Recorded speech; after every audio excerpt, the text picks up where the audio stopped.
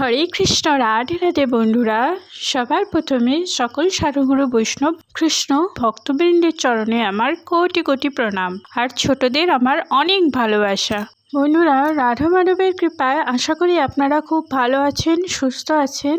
বন্ধুরা, পরমেশ্বর ভগবান শ্রীকৃষ্ণের কৃপায় আমরা মনুষ্য জন্ম লাভ করেছি, কিন্তু এই ধরাধামে এসে মায়ার জালে বদ্ধ হয়ে নিজেদের ইন্দ্রিয় তৃপ্তি সাধনের আশায় মেতে উঠেছি। কিন্তু মানুষের যে কোনো একটি ইন্দ্রিয়ের বাসনাও যে কিভাবে আমাদের পতনের দিকে নিয়ে যেতে যথেষ্ট, সেটা আমরা জানতে পারছি না।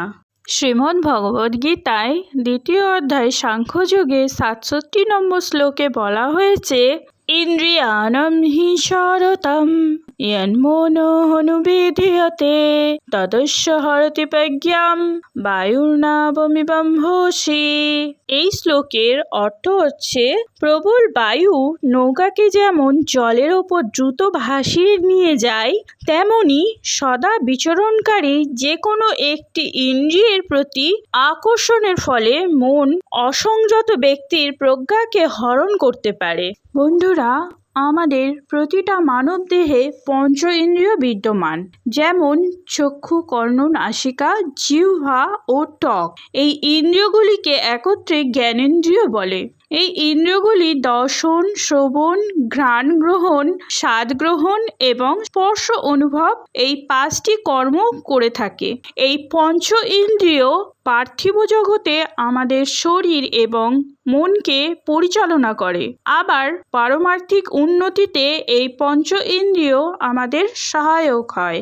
যখন একজন সাধক কর্মক্ষেত্রে লিপ্ত থাকেন, তখন ওনার ইন্দ্রিয়গুলির নিকট নিজ নিজ বিষয় এসে যায়। যেমন উদাহরণস্বরূপ, কর্ণ বাহ্যিক কোনো বিষয় শুনতে পেলে সে মনকে আকৃষ্ট করে, সেই দিকেই টেনে নিয়ে যায়। মন তখন সেই বিষয়ে রস আস্বাদন করে, অর্থাৎ মনের সুখ বৃদ্ধি ও ভোগ বৃদ্ধির প্রতি আকর্ষণ ঘটে। মন তখন সেই সাধকের বিবেক বুদ্ধি হরণ করে এবং সাধক নিজ উদ্দেশ্য থেকে ভ্রষ্ট হয়। যেমন প্রবাহমান বায়ু চলমান নৌকার গতিপথ বদলে দেয়।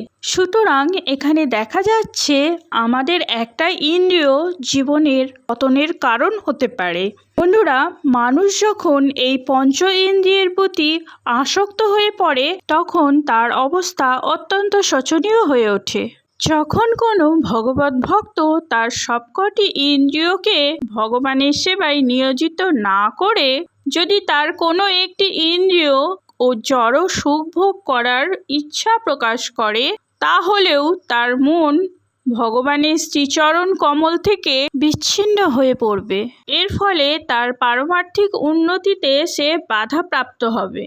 সুতরাং আমাদের সবকটি ইন্দ্রিয়কেই ভগবানের অপ্রাকৃত প্রেমময়ী প্রেমে নিয়োজিত করে ইন্দ্রিয়গুলিকে বশে রাখতে হবে। বন্ধুরা, তবেই আমরা আমাদের পারমার্থিক পথে উন্নতি লাভ করতে পারবো। বন্ধুরা, ধর্ম বিষয়ক এমন আরও ভিডিও পেতে লীলা গোপুসোনা পরিবারকে সাবস্ক্রাইব করে সাথে থাকবেন, পাশে থাকবেন। আপনারা ভালো থাকবেন, সুস্থ থাকবেন। হরে কৃষ্ণ। রাধে রাধে।